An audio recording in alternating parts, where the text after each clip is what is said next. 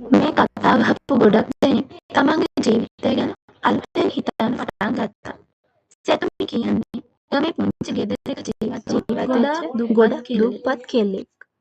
තාත්තා පුංචි කාලෙදිම මිය ගියපු නිසා අම්මා අහල පහල ගෙවල් වල පිරිසිදු කිරීම් කරලා තමයි සෙතුමිට කන්න අඳින්න දුන්නෙත් දෙන්නම ජීවත් වුණෙත්. සෙතුමිට දවසක් පාසල් යන්නත් දවසක් ගෙවල් වල වැඩට යන්නත් සිද්ධ වුණා. සමහර දවස්වලට කන්නවත් කිසිම දෙයක් නැතුව තේ එකක් බීලා නිදාගත්ත දවස් තිබුණා. ඒත් සෙතුමිගේ හදවතේ තිබුණේ එකම එක සිහිනයක් විතරයි. මම කවදා හරි අම්මට හොඳ ජීවිතයක් දෙන්නම ඕනේ. දවසක් පාසලේ ගුරුතුමියක් සෙතුමගෙන් මෙන්න මෙහෙම ඇහුවා. ඔයා ඉගෙන ගන්න අකමැතිද? ඒක අහලා සෙතුමගේ ඇස්වලට කඳුළු ආවා. අකමැති නෑ මිස්. ඒත් මට ගෙවල් වල වැඩ කරන්න යන්නත් සිද්ධ වෙනවා. ඒ වෙලාවේ ගුරුතුමිය සෙතුමිට කිව්ව වචන දෙක ඇගේ ජීවිතේ වෙනස් කරා.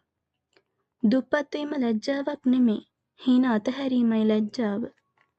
එදා රාත්‍රියේ සෙතුම ජීවිතේ ලොකුම තීරණය ගත්තා.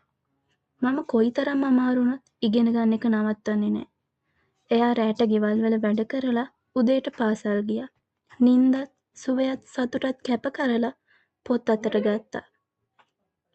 වසර කිහිපයකට පසු සෙතුමි දිස්ත්‍රික්කයේ හොඳම විභාග ප්‍රතිඵලයක් ගත්තා. ශිෂ්‍යත්වයක් ලැබුණා. කොළඹට ගිහිල්ලා හොඳට ඉගෙන ගත්තා.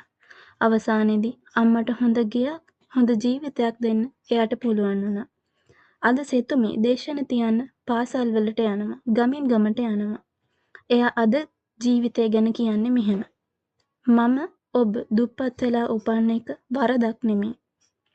ඒත් දුප්පත් වෙලාම මැරෙන එක මගේ තීරණයක් වෙන එක මම ඒකට ඉඩ දුන්නේ නෑ.